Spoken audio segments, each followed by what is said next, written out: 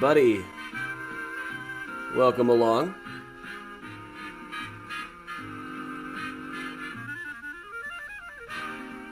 Okay. I'm trying to see how well this thing works. Give me just a moment here. Hi to everybody out there who's new, especially. Possibly checking in on Twitch or YouTube. We're trying some new stuff here today. Ladies and gentlemen, the man with the torrid clarinet and the even more torrid band who purveys assorted rhythms, all danceable. Amongst the things I need to figure out are such diverse elements as where the comments are here. Hey Lisa, hey William, hey Jordana, hey Amy and Gladys and Geraldine and Karen and Andrea and Aaron. Hi to everybody out there who's new,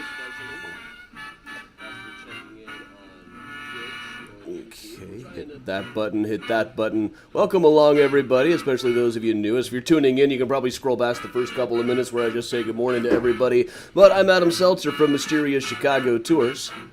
I've been a tour guide and historian here in Chicago for about 15 years now. I'm on the History Channel and the Travel Channel all the time, usually playing local skeptic number one.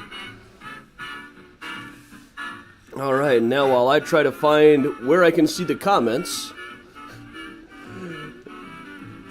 Hey Laura, hey Paxton. Yeah, this is Miles, everybody. So we're trying some new stuff out today, especially now that Venmo and PayPal have decided that I'm a gambling kingpin. I have to move a few things around. Haven't figured out all the details of how this is going to work just yet. So closed captions, that's something I didn't know was going to be a thing. That's cool. So welcome along, everybody. Hi, everybody.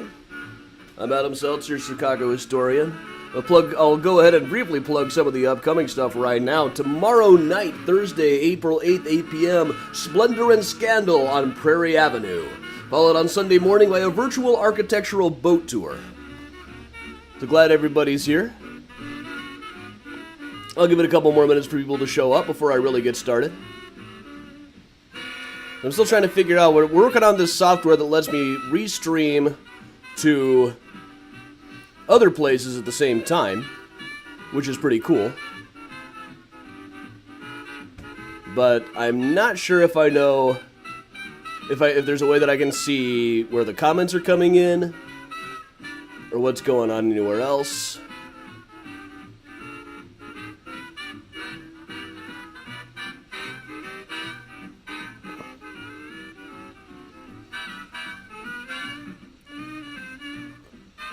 Now, closed captions are showing up. There's probably something in your settings to turn it off.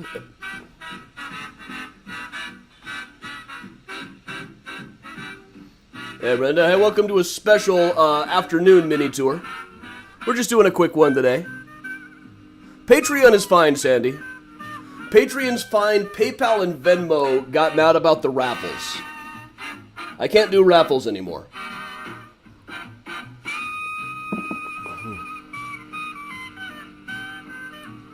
Kyle, thanks. Looks like I'm streaming okay, it's just I don't know where I can see the comments on other stuff. We move over without switching all through the windows.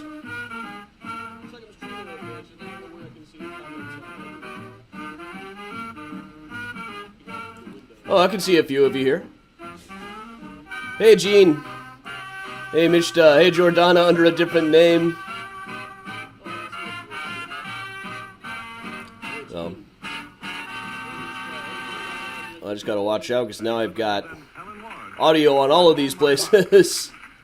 It's all bouncing back on me. Okay. Figuring out the buttons now, not tomorrow night.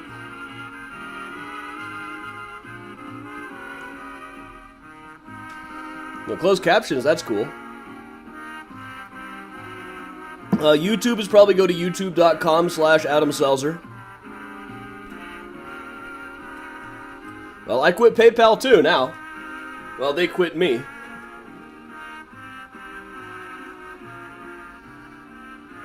And probably they just saw people saying raffle in the messages and decided that I'm running a gambling ring. Come on, I mean, if I were a gambling kingpin, I'd be living in some big, gross mansion and wearing much nicer suits, right?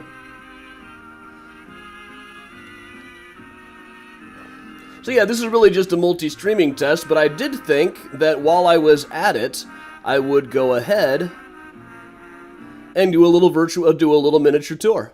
So welcome along, everybody. I'm still seeing mostly that I'm going to be seeing the comments over on the Facebook page.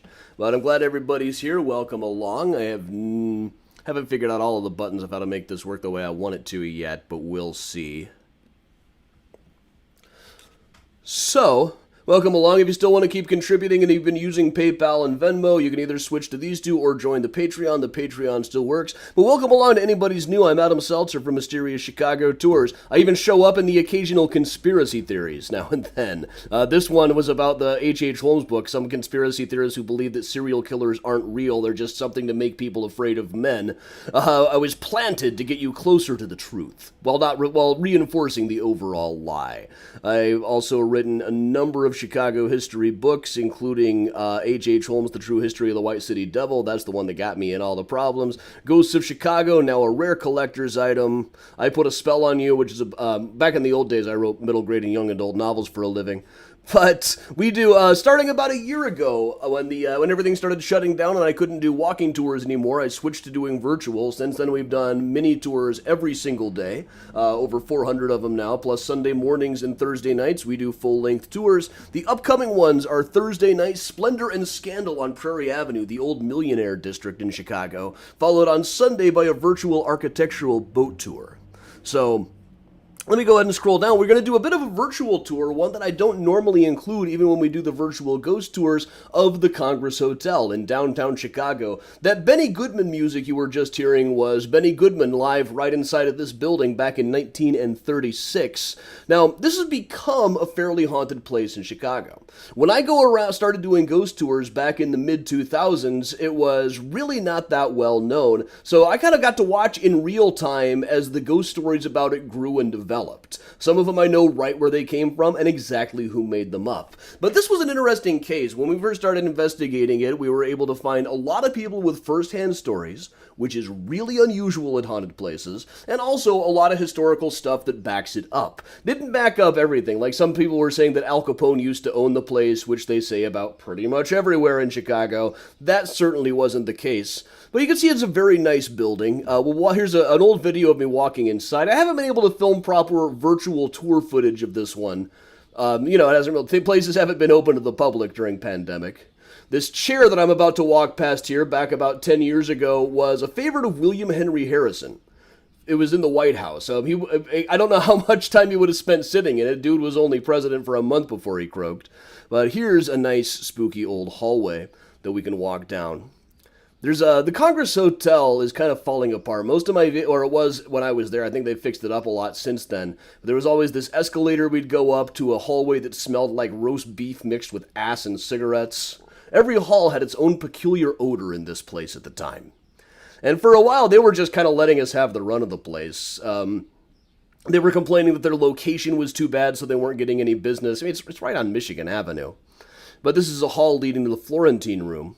We'll also stop in here at the Gold Ballroom. Now, this is a really gorgeous place. Goes back to about 1905, as seen in some music videos. Normally for a virtual tour, I've got better footage than this sort of stuff.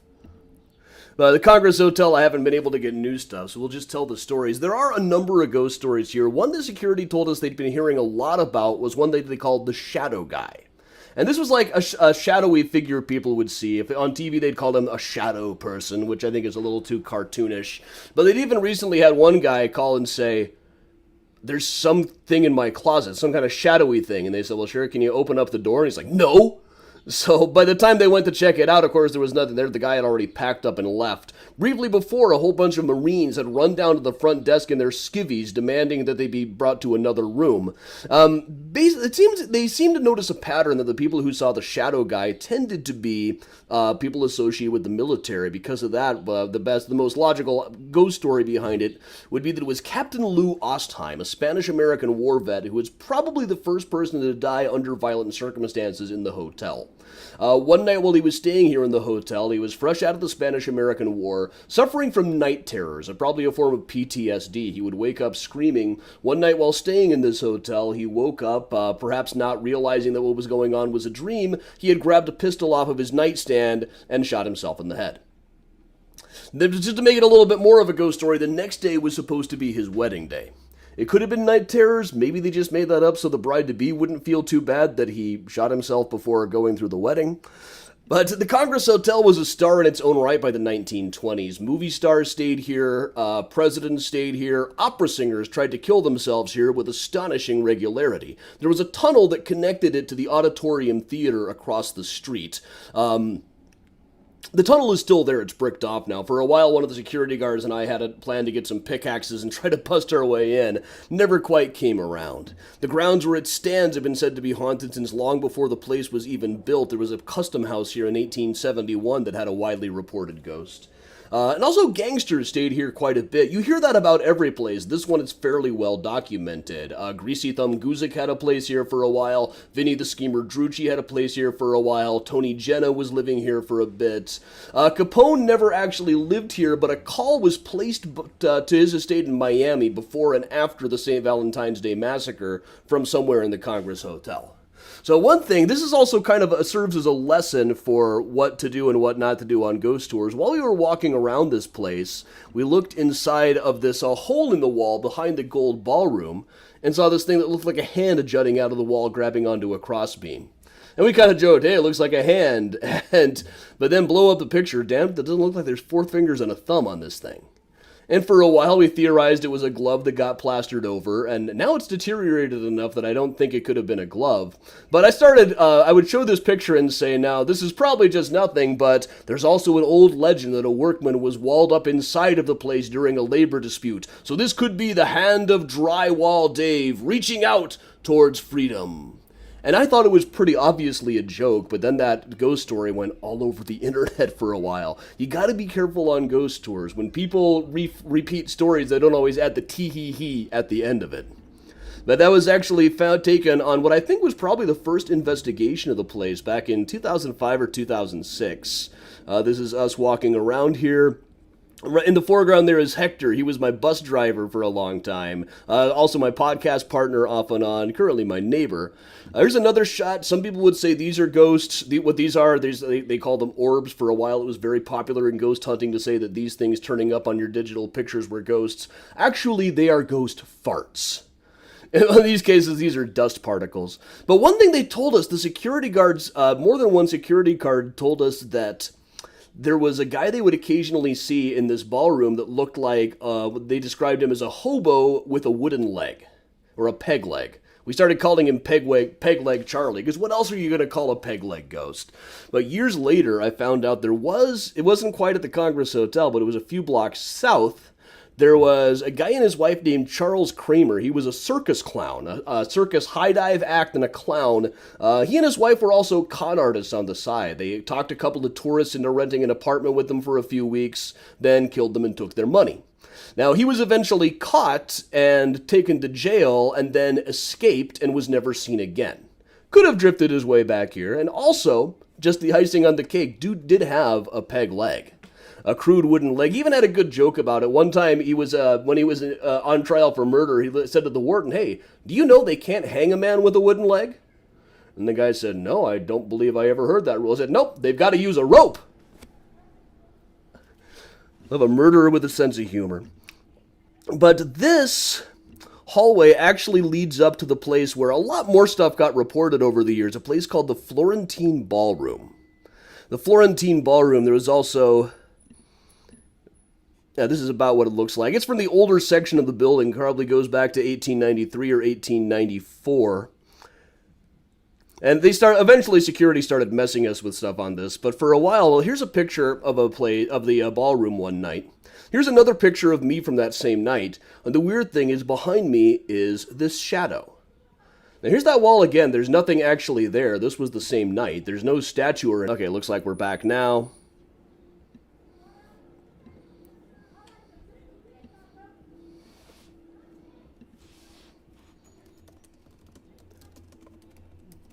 We'll get back in a second, everybody. Looks like we're streaming again now. I'll give it a second for everybody to hit refresh. Possibly I ticked off the peg leg guy. Around here, for those of you not new around here, we tend to blame the ghost of George Pullman for things like this, a factory owner from back in the day. I don't think this would be Pullman's shadow. He did live really close to this place, like walking distance. And his own building, his office building, was right down the block from it. But we'll give it a second. Hey, welcome back, everybody. Looks like we're back. Just one of those things. I'm using the wired internet here, but these things still occasionally happen.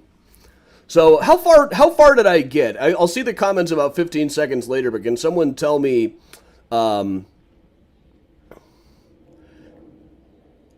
Can someone tell me how far I had gotten when it went down? Was I still on the peg leg guy when it went down?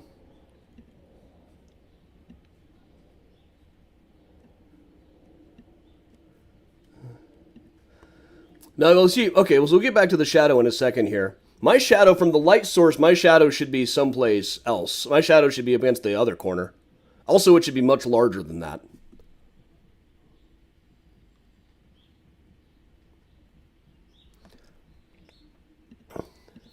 Okay, so that hallway video that I think it was showing when this went down went to the Florentine Ballroom, one of the oldest ballrooms in a hotel. Probably goes back to 1893, 1894.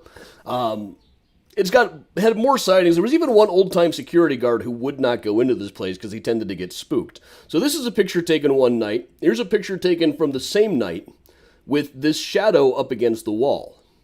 Now, my first thought was, okay, it's my shadow, right? But that doesn't work out at all. Based on the size of the thing, my shadow should be quite a bit larger than that. Also, it would be up against the other corner from where the light of this thing is coming from. Here's a zoom in on it. Now, we do know that Teddy Roosevelt was in this room. He announced in this room that he was leaving the Republican Party to form the Bull Moose Party in 1912.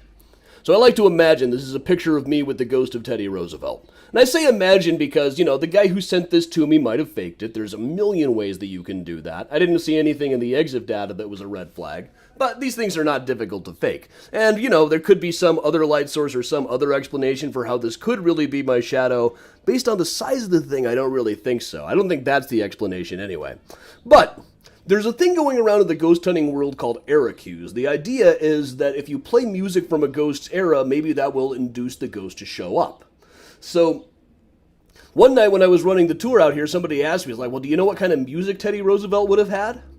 Being a colossal dork, I did. In 1912, his campaign theme song was the Battle Hymn of the Republic. People would, interrupt his speeches to jump up and start singing, "Mine eyes have seen the glory." It must have been fairly stirring. The Bull Moose Party was actually, if you read their platform, it's all stuff that we're still trying to push through now. So I don't have any great belief in the theory that playing music will make a ghost show up, but it sounded more interesting than just sitting in the empty ballroom. So I went around to the piano and picked out a scratchy version of it. See how well you can hear this.